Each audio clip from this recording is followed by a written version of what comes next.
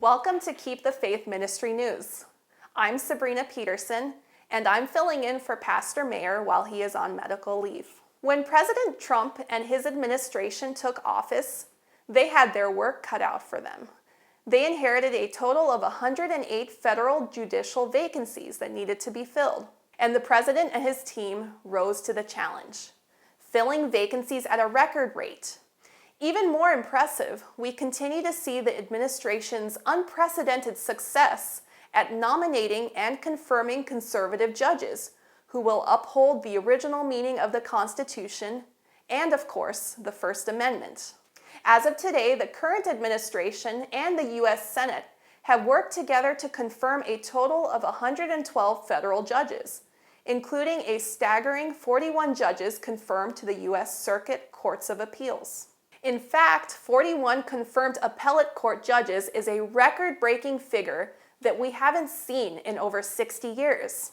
A review of judicial confirmations for the past 12 presidential administrations in their third year shows that the current administration outpaces them all.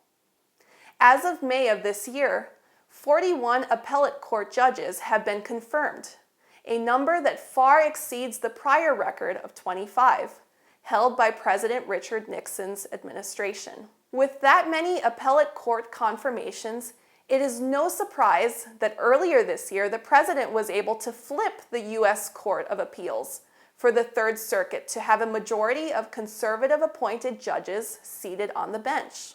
What is a flip?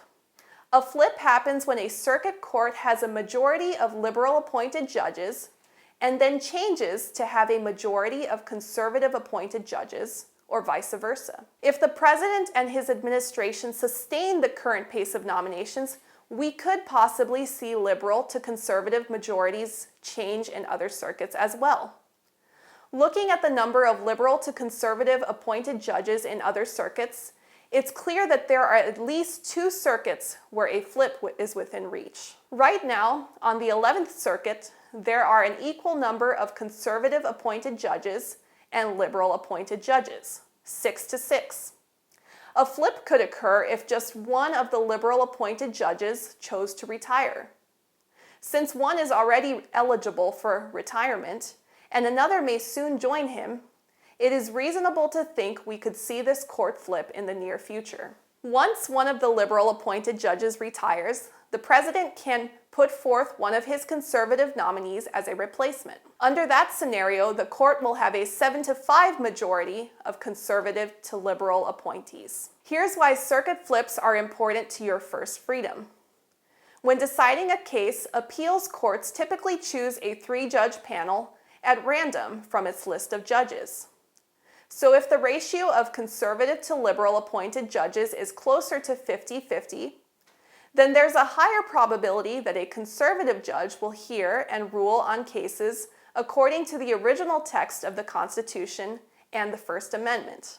A similar scenario could play out in the Second Circuit, where 2 appointees of the current administration were recently confirmed to the court, bringing the conservative to liberal ratio to just 6-7, respectively. 4 liberal appointed judges in this circuit are currently eligible to retire, with 1 more who may be eligible soon. If only one of these liberal appointed judges chose to retire, it would create an opportunity for the president to nominate a replacement, bringing the conservative to liberal majority to 7-6. Right now, our attorneys are litigating a case within the jurisdiction of the Second Circuit.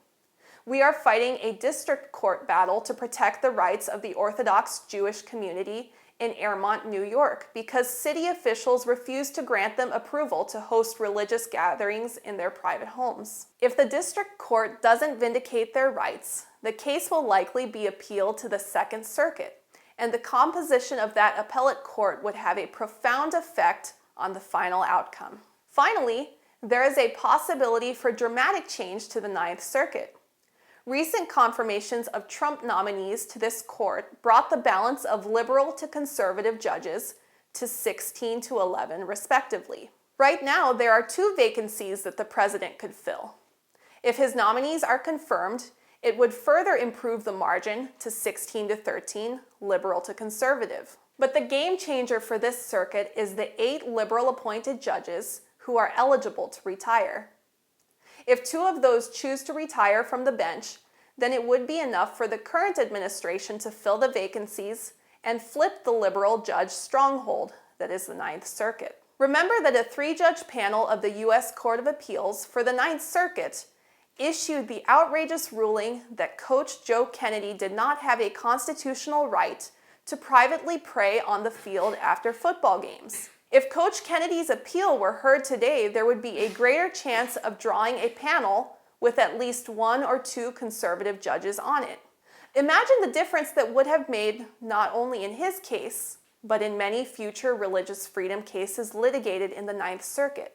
While conservatives will be very pleased with these outcomes, these courts may have a negative impact on the people of God when the government is permanently under the control of religious influence and tries to enact religious laws. On what side will the government stand when there is enormous pressure from evangelicals and Catholics? Already, social pressure has taken advantage of liberal judges to curtail religious liberty in regard to the LGBTQ+ movement. What's to stop conservatives from doing the same thing with conservative issues? In the last conflict, the Sabbath will be the special point of controversy throughout all Christendom. Secular rulers and religious leaders will unite to enforce the observance of the Sunday. And as milder measures fail, the most oppressive laws will be enacted. The Spirit of Prophecy, Volume 4, page 444. This is Keep the Faith Ministry News. Thank you for watching.